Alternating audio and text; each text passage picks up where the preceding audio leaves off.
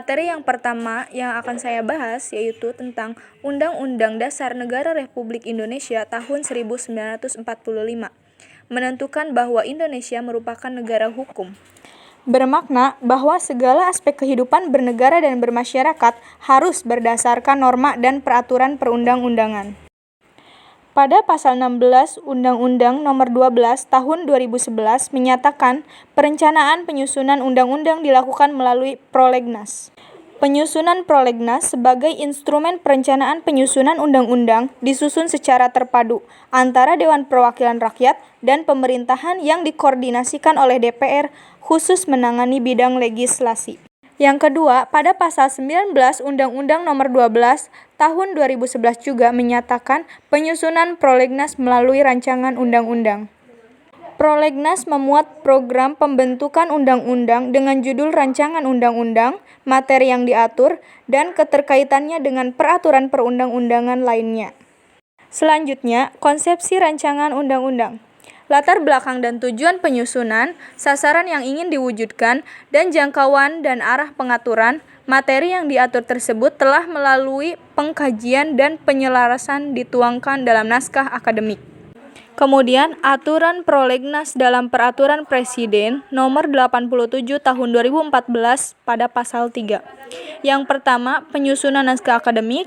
Yang kedua, penyusunan prolegnas jangka menengah. Yang ketiga, penyusunan prolegnas prioritas tahunan.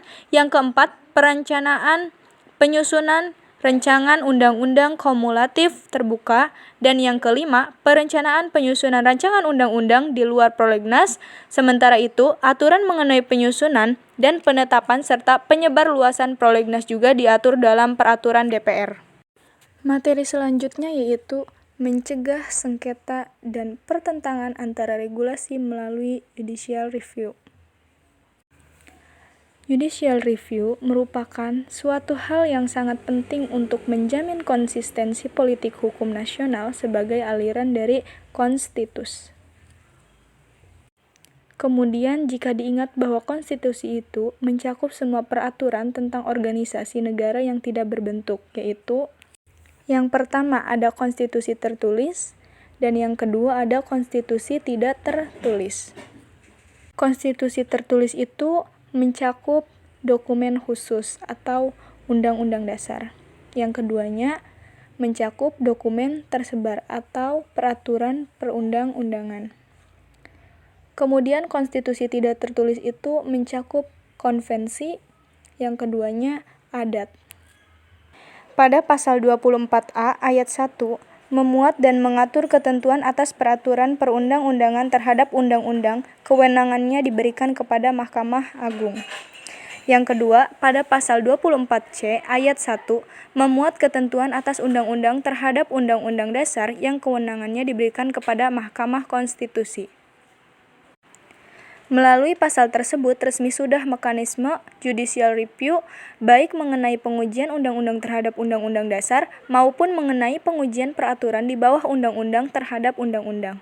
Memiliki landasan konstitusional yang jelas dan tegas, bersamaan dengan itu pula diadopsi sebuah pengadilan khusus yang berdiri sendiri di samping Mahkamah Agung sebagai pelaku kekuasaan kehakiman bersama-sama dengan Mahkamah Agung.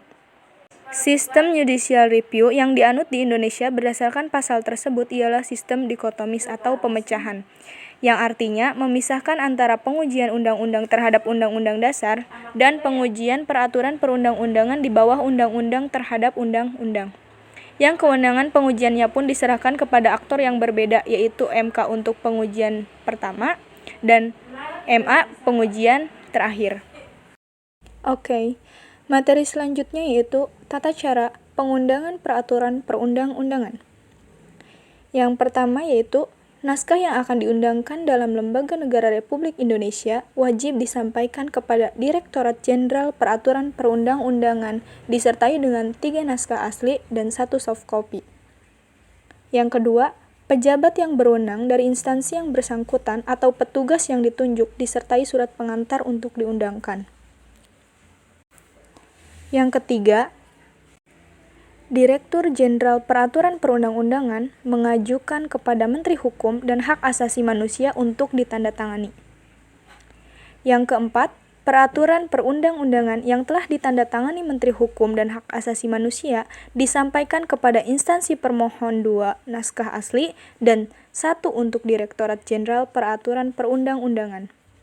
Yang kelima, penerbitan Berita Negara Republik Indonesia dalam bentuk lembaga lepas dilakukan dalam jangka waktu paling lambat 14 hari terhitung sejak tanggal peraturan perundang-undangan.